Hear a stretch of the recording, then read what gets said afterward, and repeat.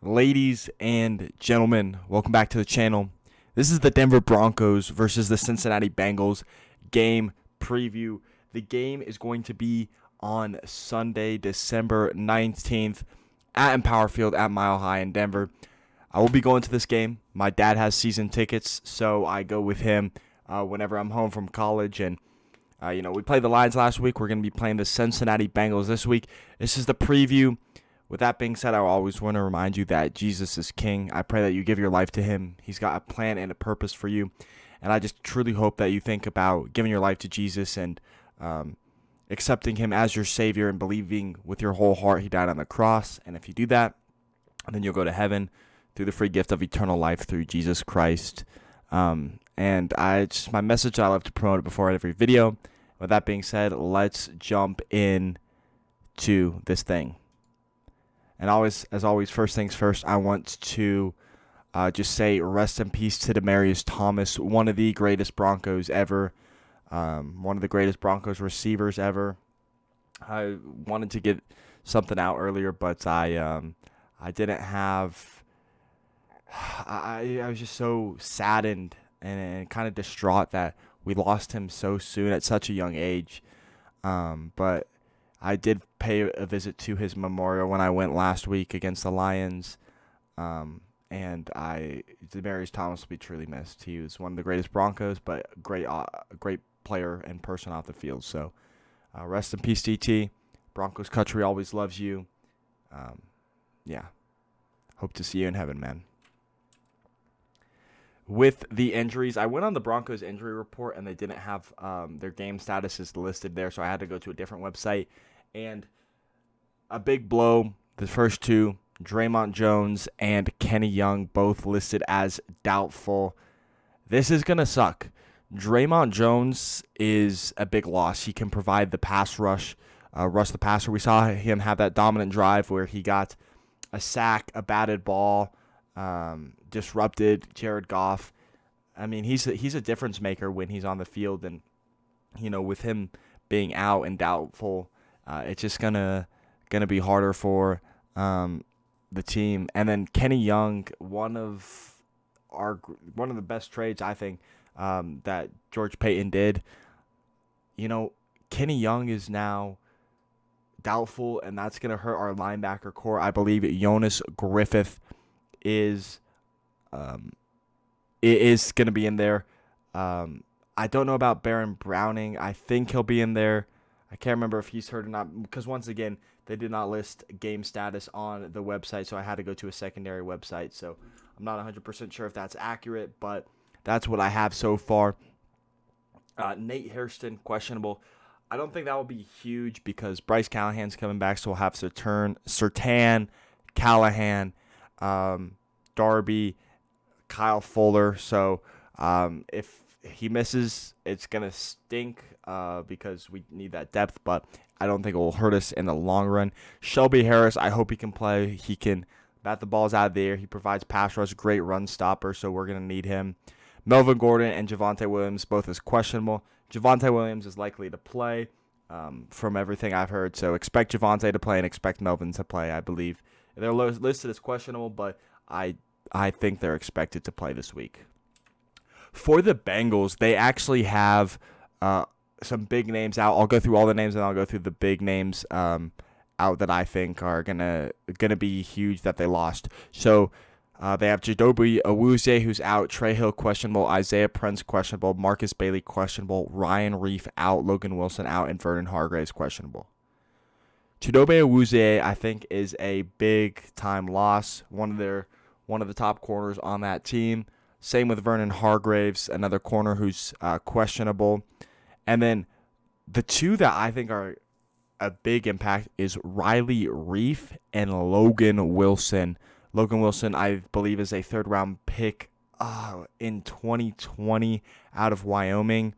And then Riley Reef is huge for that team. So some big losses for the Bengals, but they still got a lot of great players on that team. So this is going to be a tightly competitive game. So here are my keys to victory so the Broncos can pick up the win. First thing, the corners need to lock down the Bengals receivers. The Bengals have got one of the best receiving cores with JaMarr Chase, who I believe is the front runner for Rookie of the Year, T. Higgins, and Tyler Boyd, not to mention Joe Mixon and Joe Burrow. We need to the corners need to lock down the receivers. I'm kind of nervous. I know Surtain's going to lock down. I'm nervous in Darby and Kyle Fuller, but I know Callahan, now that he's back, he's going to be able to lock down one of the receivers. Two, we need the pass rush needs to get to Joe Burrow. Bradley Chubb, Malik Reed, Shelby Harris, all these linebackers and edge rushers need to be able to rush the passer, and D-line need to be able to rush the passer. I said linebackers, but I meant outside linebackers, which are edge rushers like Chubb and Malik Reed, need to be able to rush Joe Burrow and pressure him and force him to make an early throw, a bad throw, and hopefully our secondary can pick it. I almost said Surtain, but he is our secondary, him and Justin Simmons. But, the pass rush needs to get to Joe Burrow. Our front seven needs to be able to stop Joe Mixon. We need to utilize the run with both Melvin Gordon and Javonte Williams, and we need to use the play action to our advantage. So starting off with the corners versus the wide receivers, I have rookie-on-rookie matchup, Patrick Surtain versus JaMarr Chase. I have Bryce Callahan matching up against Tyler Boyd, although I could see him going up against T. Higgins, and I have Ronald Darby going up against T. Higgins. And again, I could see Callahan and Darby flopping, so I could see Darby on Boyd and Callahan on Higgins. So Patrick Surtain versus JaMarr Chase. This season, Patrick Surtain has been locked down, one of the best man cover corners, only second to J.C. Jackson of the Patriots. He's got 43 total tackles, 35 solo, 8 assists. He's got 4 picks and 1 pick six, which he has for a touchdown. He has been absolutely locked down, and I'm excited to see him go against JaMarr Chase. But JaMarr Chase has been phenomenal for the Bengals. Aside from those concentration drops he had in the preseason and then the one he had against the Chargers, he has been absolutely phenomenal. He has 60 receptions on 90 targets. He's already broken the 1,000-yard mark with 1,035 receiving yards, 10 touchdowns. He's fumbled twice, and he's lost one of those fumbles. JaMarr Chase has just been absolutely stellar this season, and it's going to be Patrick Surtain's work is going to be cut out for him. He's been locked down all season. I believe the only touchdown Surtain's given up is against Devontae Smith, another rookie receiver for the Eagles. But Surtain is going to need to lock down JaMarr Chase. So next, Bryce Callahan versus Tyler Boyd. Callahan's only played in 8 games this season. He's missed some time with injuries, but in his time, he has 21 tackles, 18 solo, 3 assists, and he has not got a pick yet this season. Hopefully that can change in Sunday's game, but we will have to see. For Tyler Boyd, his production has honestly slowed down this season with the emergence of JaMarr Chase, and then recently T. Higgins has been the go-to receiver. Tyler Boyd has 55 receptions on 77 targets for 611 yards, 2 touchdowns, and a fumble, but it was recovered by the Bengals. Ronald Darby has played 9 games. He has also missed some time this season with injury, but he has 45 total tackles, 35 solo, 10 assists, and he's defended 4 passes. No picks on the year for him, I believe. Hopefully other guys can get picks, because right now I'm trying to think. Surtain has 4. Simmons has, I think, 4 or 5. But I think maybe Kareem Jackson has 1. But other than that, I can't really think of anyone. So hopefully our corners can lock down and come up with some picks this weekend. For T. Higgins, recently the offense has been going to him, and he's been getting a lot of targets. He has 57 receptions on 89 targets, 812 yards, 4 touchdowns. He's fumbled once, and that fumble was lost. So now moving on to the pass rush.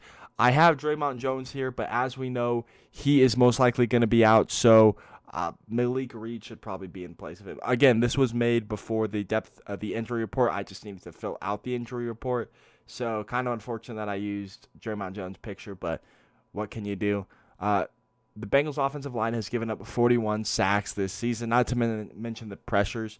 So our pass rush has to take care of him. Bradley Chubb, Malik Reed, Jonathan Cooper, they need to be able to rush Joe Burrow, especially with that offensive line. That offensive line isn't the greatest, so Chubb needs to make an impact. Malik Reed, Jonathan Cooper, and if we can do that, I think we'll have a good chance if we can pressure Burrow. Next, we have the front seven versus Joe Mixon, and once again, please excuse the Draymond Jones and Kenny Young, but Mike Purcell, Shelby Harris, Bradley Chubb, Malik Reed, Kenny Young, Baron Browning. I would replace Kenny Young here with Jonas Griffith, and I would replace Draymond Jones here with McTelvin Agim. That is who I would expect. So I would expect our front seven to be Mike Purcell, McTelvin Agim, Shelby Harris, Bradley Chubb, Malik Reed, Jonas Griffith, and Baron Browning. But Joe Mixon, he is honestly making his case for comeback player of the year.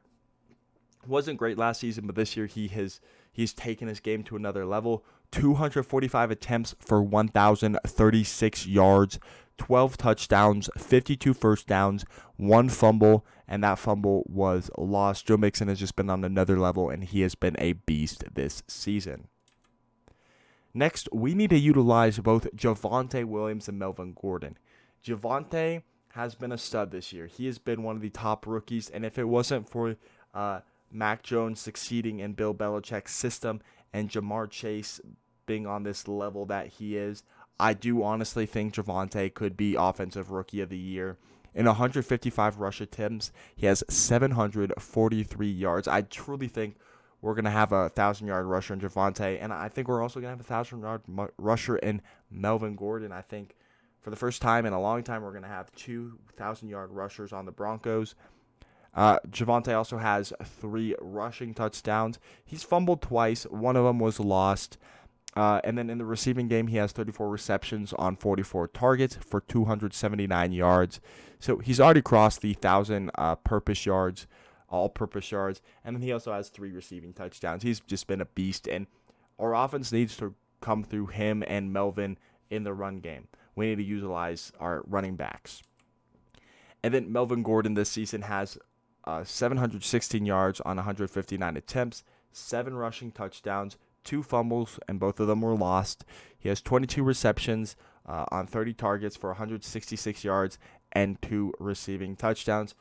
Like I said, Melvin Gordon and Javonte Williams have just been on another level this season. They have both been beasts, and honestly, I think if we can get a good run game going, I think I most likely will win this game. If we just got to get both running backs going. Next, we need to set up the play action. Teddy Bridgewater is who we expected him to be. He's safe. He takes care of the ball most of the time, and he does not take the deep shots. He takes the checkdowns, like we all know. So using the play action to the advantage. If we have a play action and then he rolls and looks, or he rolls out, use it to his advantage so we have wide open receivers, especially if we get the run game going. The play action is going to be Teddy Bridgewater's best friend.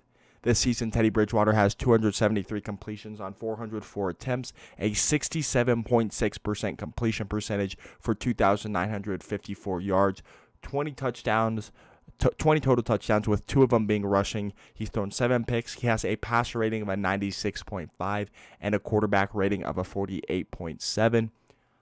Like I said, the play action is going to be Teddy Bridgewater's best friend. That running game gets set up. We get Javonte going and bowling over people. We get Melvin spreading down the field.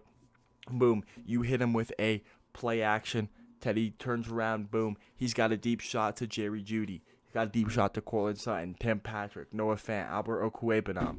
Shoot, even go back to the running backs. And use the play action. I don't know why Pat Shurmur does this. He's expecting everyone to adapt to his offense instead of adapting his offense around the quarterback. Drew Lock, he might have thrown a lot of he might have not looked so great when he's come in this season, throwing a couple picks, fumbling, all this and that. But I don't understand why we didn't use what was so successful for him last year, and those are the play-action passes where he bootlegs and then he throws. I hope Pat Shurmur realizes if the run game gets going to start using the play action. That is my biggest ask. But the run game does have to get going, which I'm fairly confident in. Our O-line is great at run blocking. Quinn Miners, beast. So get the run game going, and I feel confident in setting up the play action, and I feel confident about getting this win if we do so. That's been the video. Thank you for watching the pre-game preview, I guess, pre-game show, whatever you want to call it. Broncos, Bengals, Sunday, December 19th, 2:05 p.m. Mountain Standard Time at Empower Field at Mile High in Denver, Colorado. That's been it. Thank you for watching, and I'll see you in a video shortly. Bye-bye.